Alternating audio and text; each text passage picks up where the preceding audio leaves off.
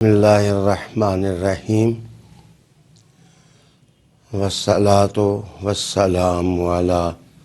سید المرسلین وخاتم النبیین وعلی آلہ الطاہرین الطیبین واصحابہ اجمعین۔ یا ایہا الذین آمنوا لا تقولوا رائنا وقولوا انظرنا واسمعوا وللکافرین عذاب علیم۔ صدق اللہ مولانا العظیم۔ ناظرین، قرآن حکیم میں یا ایہا الذین آمنوا کے خطابات 89 مرتبہ استعمال ہوئے ہیں۔ مزے کی بات یہ ہے کہ مکی زندگی میں یا ایہا الذین آمنوا کا خطاب ایک مرتبہ بھی نہیں ملتا۔ یہ خطاب مدینہ شریف کی زندگی میں غلامان رسالت مآب صلی اللہ علیہ وآلہ وسلم کے لیے استعمال ہوا ہے۔ یقیناً یہ بات قابل غور ہے کہ مکہ کی زندگی آزاد قبائلی زندگی تھی۔ اس میں مسلمانوں کا اجتماع، ان کی نظم بندی اس طرح نہیں ہو سکتی تھی جس طرح ایک متمدن سوسائٹی کے اندر مسلمانوں کی تربیت کی جا سکتی تھی۔ جب رسالت مآب صلی اللہ علیہ وآلہ وسلم مدینۃ النور میں تشریف فرما ہوئے تو یہاں زندگی کے پھول ایک گلدستہ کی صورت میں نظر آنے لگے۔ غلامان رسالت مآب صلی اللہ علیہ وآلہ وسلم کی زندگی تمدن کی عظمتوں کو چھونے لگی، اور رسول کریم صلی اللہ علیہ وآلہ وسلم کی غلامی اور اطاعت کے شرف نے ہر نفس کو نکھار دیا اور اتنا لطیف بنا دیا کہ وہ اقوام عالم کے لیے نمونہ بن گئے۔ یا ایھا الذین آمنوا لا تقولوا رائنا دراصل شائستگی کی زندگی کا ایک سبق ہے جو قرآن حکیم فرقان مجید نے دیا۔ وہ لوگ جو صباح و مساء رسالت مآب صلی اللہ علیہ وسلم کے سامنے بیٹھ کر چراغ حق کی روشنی سے اپنے نفوس کو منور کرتے، ان کی تربیت کے لیے اللہ رب العالمین نے یہ حکم دیا کہ اے ایمان والو، حریم رسالت میں جب تم بیٹھے ہو تو لا تقولوا رائنا، رائنا کا لفظ یا اس ایسے الفاظ مصطفیٰ کریم کے لیے استعمال نہ کیا کرو۔ تمہیں چاہیے کہ جس وقت تمہاری ضرورت ہو کہ رسالت مآب صلی اللہ علیہ وسلم کی توجہ تمہارے اندر انقلاب پیدا کرے تو تم انظرنا کا لفظ استعمال کیا کرو، یعنی اے ہمارے محبوب، اے ہمارے آقا، ہم پر نظر رحمت کیجئے۔ یہاں میں عرض کرنا چاہوں گا کہ یا ایھا الذین آمنوا جہاں خطاب کی لذتیں رکھتا ہے اور اس میں اللہ کی طرف سے شفقتوں کا ایک بحر بے پایاں نظر آتا ہے، وہاں رسول کریم صلی اللہ علیہ وآلہ وسلم سے سیکھنے والوں کی بھی عظمت کی یہ دلیل بن کر سامنے آتا ہے۔ ہوتا یوں کہ جس وقت لوگ تربیت کے لیے یا سیکھنے کے لیے حضور صلی اللہ علیہ وآلہ وسلم کے سامنے بیٹھتے تو عرب ایک فصیح اللسان قوم تھی۔ اگرچہ رائنا کے لفظ میں مہلت دینے کا مفہوم شامل تھا کہ بندہ نیا نیا سیکھ رہا ہو اور سامنے جو ہیں وہ عرش اعلیٰ کی عظمتیں رکھنے والے رسول فرش پر بیٹھے ہوں تو ہر بات کا دل میں فوراً اتر جانا محال تو نہیں تھا لیکن مشکل تھا۔ تو انہیں گام گام اور لمحہ بلمحہ یہ ضرورت محسوس ہوتی کہ جیسے ایک شفیق استاد سے ایک سیکھنے والا کہتا ہے کہ ذرا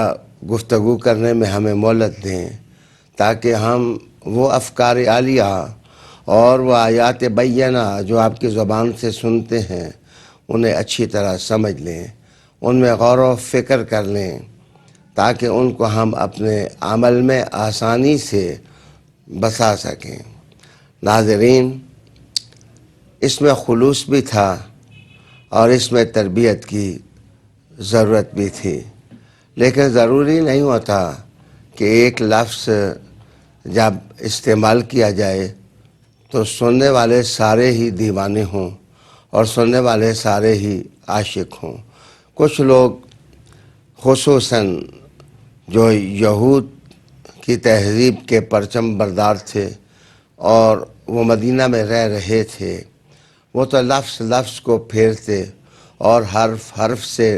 نئے معنی پیدا کر کے اسلام کی شکل کو بگاڑنے کی کوشش کرتے، اور اگر یہ آفت بالکل ابتدائی ایام ہی میں سیکھنے والے پر پڑ جائے تو وہ دین کا کام کس طرح عظمتوں اور فضیلتوں سے ہمکنار کر سکتا ہے۔ تو یہ رائنا کا لفظ جو ہے اگرچہ اس کا معنی ٹھیک تھا کہ ذرا ہمیں مہلت دے دیں، ذرا ہماری رعایت رکھیں،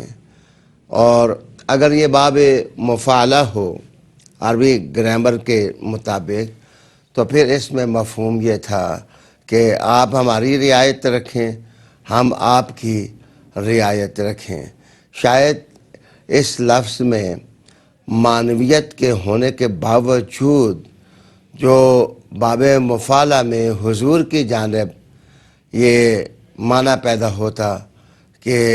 آپ ہماری رعایت رکھیں یا آپ ہماری رعایت نہیں رکھتے، تو تھوڑا سا لفظ جو ہے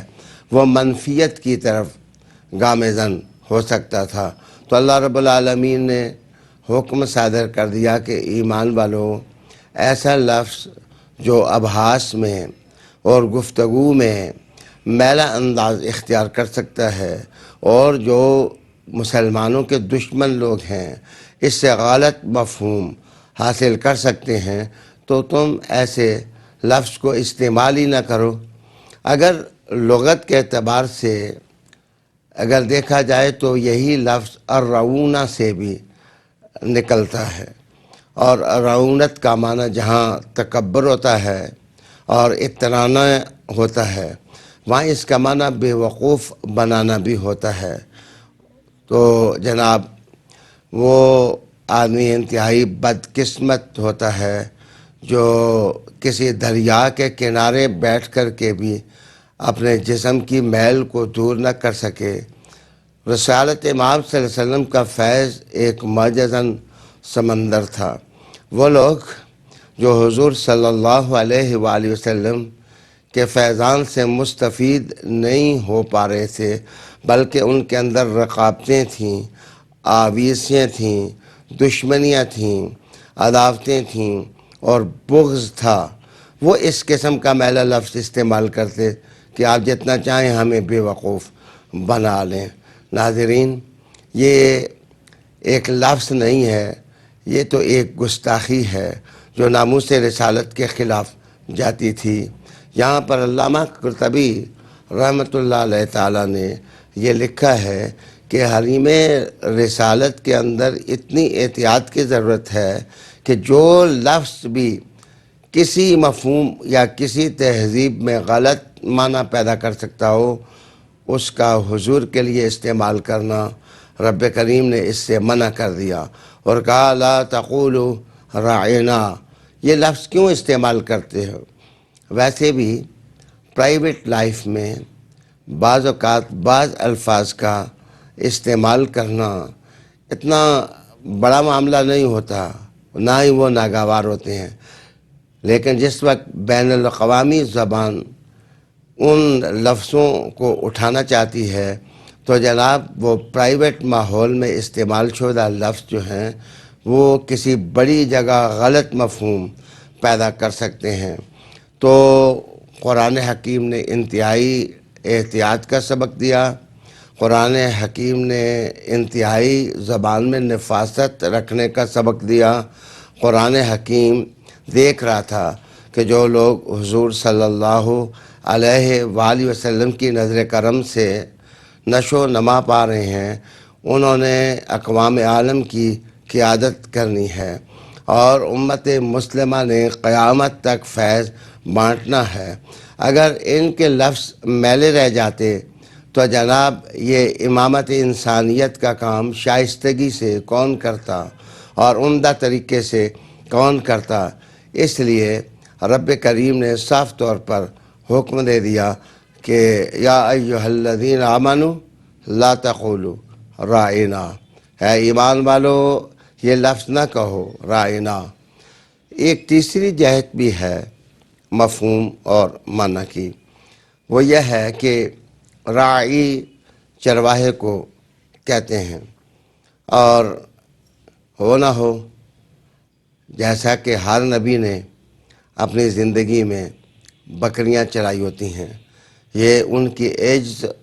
نیاز مندی اور اللہ کی بارگاہ میں